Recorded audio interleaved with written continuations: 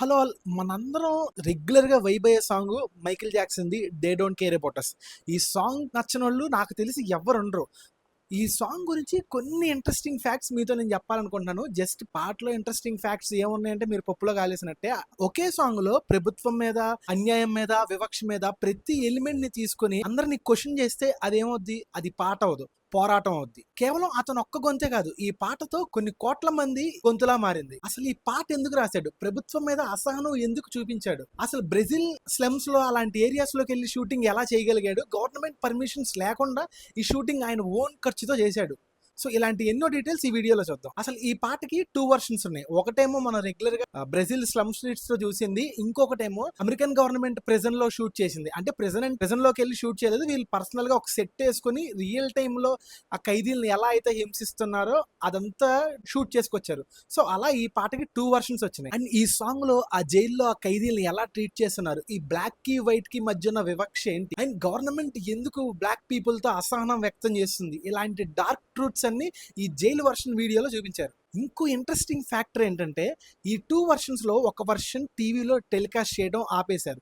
మామూలుగా Brazil స్లమ్స్‌లో shoot చేసిన వర్షన్‌ని టీవీలో టెలికాస్ట్ చేశారు గానీ, ఈ ప్రిజన్‌లో షూట్ చేసిన సాంగ్ ఏదైతే ఉందో అది టీవీలో టెలికాస్ట్ చేయడానికి రైట్స్ లేవు. పూర్తిగా ఆ సాంగ్‌ని బ్యాన్ చేసేశారు యూఎస్ గవర్నమెంట్. సెకండ్ వర్షన్ ఏదైతే ఉందో బ్రెజిల్‌లో ఫేమస్ డ్రమ్ గ్రూప్‌ని తీసుకొచ్చి వాళ్ళందరిని హైర్ చేసుకొని వాళ్ళతో షూట్ చేశాడు. అండ్ వాళ్ళకి ఫ్రీ ఆఫ్ కాస్ట్ ఏం కాదు. ప్రతి ఒక్కళ్ళకి పే చేశాడు. అండ్ ఎవరైతే ఈ వీడియోలో జనాలు వస్తారో వాళ్ళకి కూడా పర్సనల్‌గా పే చేశారంట మైకేల్ జాక్సన్ ఈ సాంగ్ షూటింగ్ చేసే టైంలో. అండ్ ఇంకోటి ఈ స్లమ్ స్ట్రీట్స్‌లో షూట్ చేయడానికి పర్మిషన్ లేదు. కానీ బ్రెజిల్‌లో లోకల్‌గా ఒక డాన్ అని చెప్పొచ్చు. బ్రెజిల్ కార్టన్ అంటారు. ఆయన పర్మిషన్స్ తీసుకొని ఆయన పూర్తిగా మైకేల్ జాక్సన్‌కి సపోర్ట్ చేసి దగ్గరుండి ఈ వీడియో షూట్ చేపిచ్చారంట. సో గవర్నమెంట్ పూర్తిగా వ్యతిరేకంగా ఈ వీడియో షూట్ చేశారు. ఈ సాంగ్ మెయిన్ ఇంటెన్షన్ ఏంటంటే మైకేల్ జాక్సన్ రాయడానికి అతన్ని అండ్ వేరే ప్రజల్ని ఆ గవర్నమెంట్ ఎలా వ్యతిరేకంగా చూస్తుందో ఆ వివక్ష ఏదైతే ఉందో ఆ వివక్షని ఈ సాంగ్ రూపంలో చూపించాడు. అండ్ దీనివల్ల బాగా వివాదాస్పదమైన చర్చలు జరిగాయి అండ్ మీడియా దాడులు కూడా చేసింది. సో దీనివల్ల ఆ సాంగ్ లో లిరిక్స్ మార్చి మళ్ళీ రీట్యూన్ చేశారంట. అండ్ ఈ సాంగ్ రిలీజ్ అయినప్పటి నుంచి యుఎస్ లో ఏ ప్రొటెస్ట్ జరిగినా ఒక ప్రొటెస్ట్ సాంగ్ గా దీన్ని కన్సిడర్ చేస్తారు. అండ్ ఈ సాంగ్ లేని ఆ ప్రొటెస్ట్ ఎండ్ అవదంట.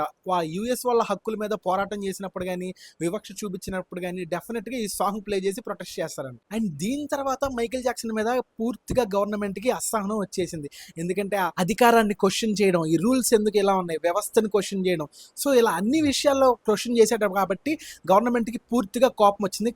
కానీ మైకేల్ జాక్సన్ మీద ఎలాంటి లీగల్ యాక్షన్ తీసుకోలేదు. రెగ్యులర్ గా మైకేల్ జాక్సన్ పర్ఫార్మెన్స్ లో చాలా యాంగ్జైటీతో ఉంటారు. కానీ ఈ సాంగ్ ఏదైతే లైవ్ పర్ఫార్మెన్స్ చేసేటప్పుడు ఈ ఇంపాక్ట్ డబల్ అయింది. ఆయనలో ఉన్న కోపం, బాధ, ఆవేదన, గవర్నమెంట్ ప్రజల్ని ట్రీట్ చేసే విధానం ఇవన్నీ చూసి డబుల్ ఇంపాక్ట్ తో ఈ లైవ్ వీడియోని రికార్డ్ చేశారు. అండ్ దీనివల్ల గవర్నమెంట్ కి బాగా కోపం వచ్చింది. కానీ ఏమీ చేయలేకపోయింది ఒక పాప్ స్టార్ అవటం వల్ల. సో అందుకని ఈ సాంగ్ ఎంత ఫేమస్ అయింది. That's it for the video. Thank you for watching. Take care and bye.